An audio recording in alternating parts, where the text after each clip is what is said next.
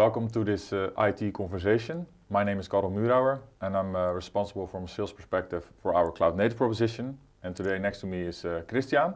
Yes, my name is Christiaan Roeleveld. I'm a consultant for ITQ and I mainly work as a platform engineer. Okay, and what is a platform engineer? A platform engineer is somebody that engineers platforms. Ah, okay.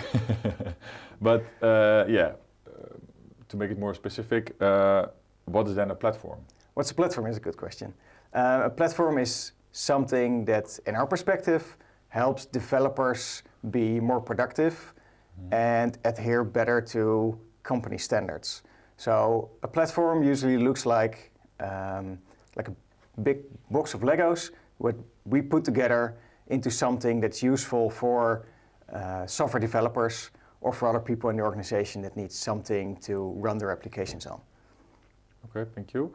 But then, why would an organization wants to engineer a platform? So isn't it Kubernetes already a platform? Yeah, we see a lot of customers implementing Kubernetes, right? Kubernetes itself is a container platform, but that's all it is. Kubernetes is just a container platform. It's very powerful. It consists of a lot of Lego blocks, so to speak.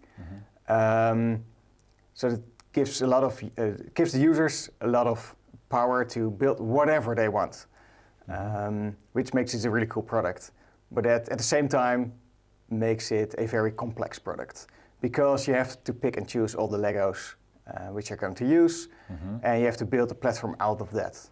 If you just give a Kubernetes platform to each and every software development team, they all end up with something completely different, and you won't be able to support it from your IT organization. So what we do is we build something on top of Kubernetes, or even on top of other technologies that might exist inside the company, and we give the developers one interface to connect with, one single pane of glass, so to speak. So they have one go-to place where they can deploy their apps, they can deploy all dependencies. So application rarely exists in isolation, right? And application needs to connect to a database or a message bus or other applications inside the same company. So we give them a way to bring it all together and consume that from one place. Okay, so in the end, the platform engineer makes it easier for the developer. So the developer can focus on developing and not around, they don't have to do anything around Kubernetes. Yes, exactly. So just working with Kubernetes, it's kind of hard. You can do a lot with it, but it doesn't scale very well if you have to train all your developers on really using Kubernetes in depth, right? So to make them more productive, to make them just focus on adding the business value, just spend their time on creating the apps the business really want to use, instead of focusing their time on learning how to use Kubernetes, for example. So it makes them more productive, gives them less to think about, so the mental load gets a bit lower, which is usually better for the quality of the software they produce, right? It also gives us a way to save time from a support perspective. So if every developer starts using its own database or own message bus, stuff like that, we need to spend a lot of time learning that and supporting them on that.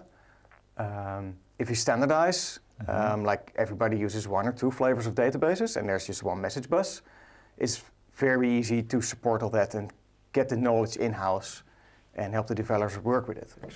So how does ITQ approach the design and construction of a platform? So we're big proponents of what's called the platform as a product method. It's something we learned from Pivotal in the past. Recently became VMware, obviously. And we have been using that method at multiple customers, and it's been really successful. Okay. And what exactly is a platform as a product? What does it entail? Good question. Platform as a product means we are approaching building a platform as if it were just any other product that your company might build, right? So compared to like a development team, they're usually building a product that's going to be used maybe inside your company or publicly outside your company. Usually start off with kind of a market investigation. What does our customer need? What features do we need to support, etc., etc. So we approach building a platform in a very similar way. We'll sit down with the customers, which are just probably your internal colleagues, right? Mm-hmm. So the business then?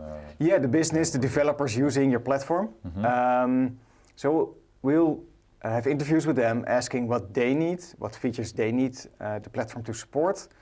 And then we'll build a platform based on the needs of the internal customers of the platform. So on one hand, that means we'll build something that's actually going to be used. So instead of just guessing something and building a fancy platform with all bells and whistles, that in the end never will be used because it's just not what the customer needed. We try to build something that's actually needed by the internal customers. On the other hand, it might mean we choose not to implement certain products. Just like you build like a commercial product, you're not going to build in features that nobody's going to use because they will cost you a lot of time, a lot of effort, and then in the end, the return on investment is just not there. It's the same for a platform as a product. We'll not support features that maybe 1 or 2 developers in your whole company are going to use. Maybe we'll build those in the end, like after multiple years of having the platform and everything is built and in use, then we might consider adding like these snowflake features, as we call them. But we mainly focus on like the 80% of the developers, what they need. And it's very similar stuff for most companies, but how they use it can be very different. So we always see like they need monitoring, they need some kind of logging. Older applications, almost all their applications need to connect to a database or a message bus, one of the two. So those are the components we see, and then based on how they're using it, we build a platform out of those components and offer them to the internal developers. Okay, cool. So in the end, you power up your developers in a way.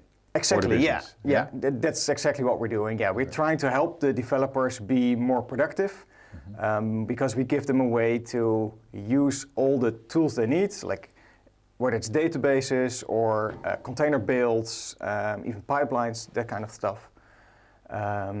We try to take all that workload away from them so they can focus on building the actual products they need to build and go to market faster with those products. Yeah.